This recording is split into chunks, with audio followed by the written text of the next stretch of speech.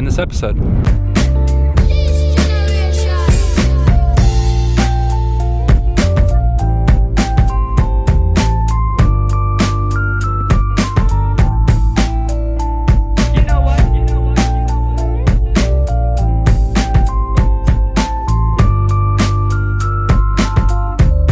Sorry to interrupt that time lapse. I just want to give you a heads up about this week's episode. It's a little bit different. I go into detail about a specific issue that I've been struggling with, that I've been confronted with. I go into it. Most of this episode is a monologue of me just fleshing out this issue on camera and trying to make sense of. This episode, I think, is really important for anyone who has goals that they're trying to reach and milestones that they're trying to reach to further their career. This episode is meant for you. Before I start this episode, I want to show you a clip from this film. If you can guess what it is, leave a comment and let me know what you think the film is. I'll give you one hint. Jean-Luc Godard. I'm gonna play this clip. It's about 2 minutes, I think. C'est drôle. Tout à coup, je ne sais pas quoi dire. Ça m'arrive très souvent. Je sais ce que ça veut dire. Je réfléchis avant de le dire pour savoir si c'est bien ça qu'il faut dire. Mais au moment de le dire, pif, je ne suis plus capable de le dire. Oui, évidemment. Écoutez, vous avez lu Les Trois Mousquetaires?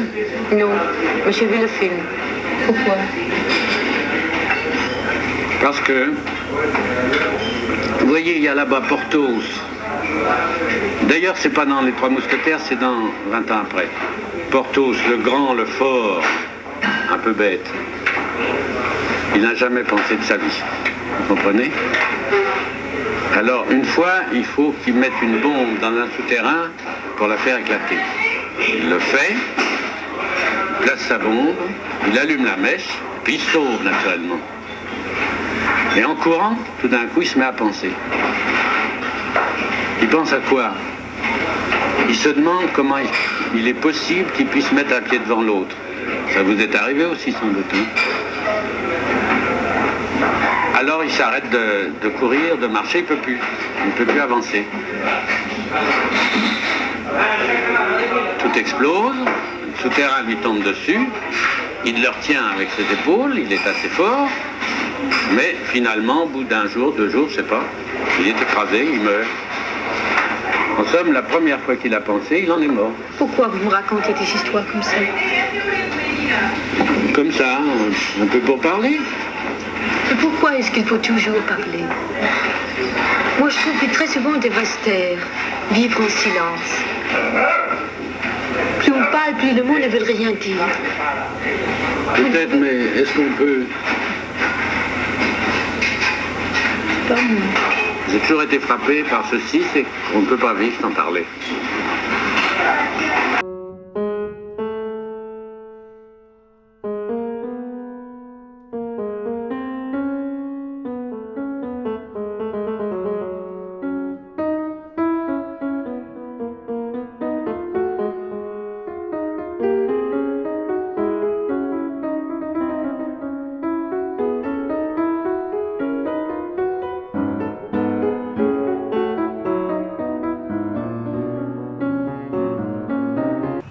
I'm feeling really drained right now, and I don't have the energy to tackle problems, but I do have the energy to acknowledge problems, so let's do that.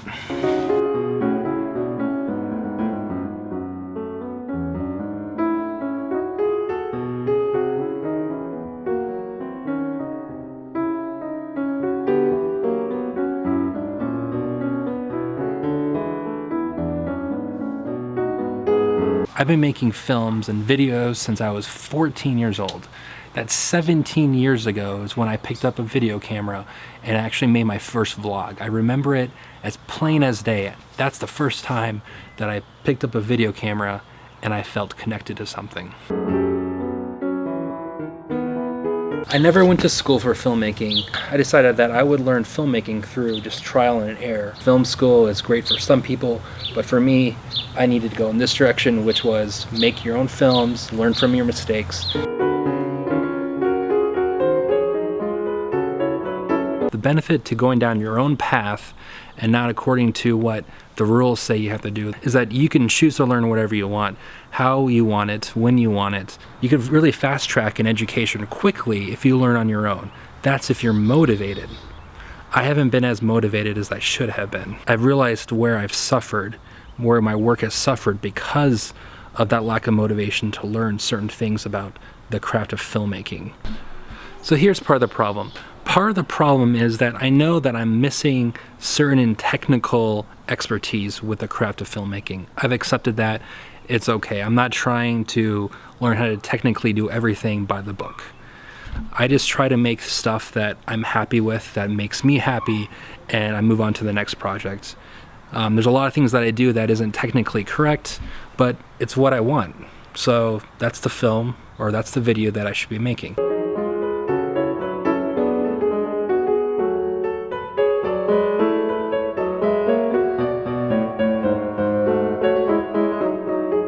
But right now I'm feeling like because I haven't had a viral hit in 17 years of making films, because I haven't made a film that's made it into a film festival, because I haven't made a film that is distributed in some capacity outside of my own site, I feel like I've been doing something wrong. I should have had one of those three things happen within 17 years of applying myself to filmmaking. What is it about my work that's keeping me from accomplishing those milestones within my career? Why doesn't that happen? So I feel like I have two options here. I could, one, I can feel depressed and feel sorry for myself because I haven't had this success that other filmmakers have had. Or two, I cannot buy into this bullshit and just keep making my work. And I'm leaning towards two. But I don't want to do it blindly. I feel like I need to have some due diligence with the quality of my work and the quality of my stories and my storytelling elements. Like those things I feel like I should keep in check. And that's what I want to try to do.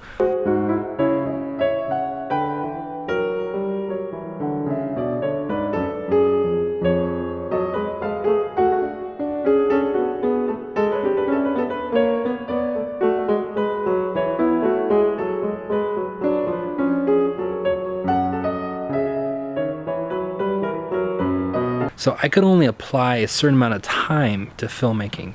So let's say a full-time filmmaker has milestones that they have to reach every 1 to 2 years. Let's say that's the timeline for a full-time filmmaker. Well, I'm a part-time filmmaker, if that, which means that maybe my milestones have to be spread out every 5 years. I have a new milestone. I just have to figure out, what does that timeline look like? What does that trajectory look like that I could adhere to and align all my work around? If I'm doing anything that's film related that doesn't align with that trajectory, including making a vlog, I cut it out and I focus on whatever I need to do to get me to that next milestone. Right now, vlogging has been really helpful because it's forcing me to shoot something every week and release it every week. So I want to take a second to just talk about a viral hit. Now, a viral hit can be different for different people. Some artists, they have a certain type of audience that is going to come with their work. Others, they have a more global audience. So it just really depends on the artist and the type of work you're making. But let's take a look at David Lynch. David Lynch is an incredible auteur, filmmaker, genius, but his audience is more limited than, let's say, someone like Spielberg. And so both of them are highly successful filmmakers, but they have different audience sizes. So keep that in mind as you think about what's a viral hit for you. Your audience size is going to be different from the next filmmaker. For the most part, there are two types of viral hits. What are those two types? Type 1 is a video that is a little gimmicky. Now, this isn't a bad thing, but it relies on a gimmick. But these are videos that just take the internet by storm. Usually it's really funny, but you forget about them within 24 hours. You forget about them as soon as the next gimmicky viral hit comes along. So type 1 viral videos are short-lived, they have a short shelf life, but they are entertaining. Type 2 viral hit video is a video that is twice as good as the average. Now, this type of viral video is really dependent upon narrative or storytelling elements or some form of structure that is just incredibly well thought through, but it is twice as good as the average. This is harder to do because it does depend on storytelling elements to carry the viral energy. They have a longer shelf life because they're more satisfying. We crave things that are deep that we can connect with, and great stories are great things for people to connect with. And so a type 2 viral hit is one that is built around some form of storytelling element that people can relate to. And I'm interested in type 2. And here's why. Real quick, in under 30 seconds. I want to make stories that last. I want to tell stories that people can connect with 50 years down the road. That's not dated to a certain period of time, really timeless stories. And I look at great cinema as the shoulders that I have to stand on to go after those types of viral hits. Thank you for watching this episode. We got through a lot today. I appreciate you taking the time to watch this video. Leave a comment if there's anything in this vlog that you can relate to, or send me a message either on Twitter or on Facebook, probably on Twitter. Send me a message, and I would love to further the dialogue that was started here today.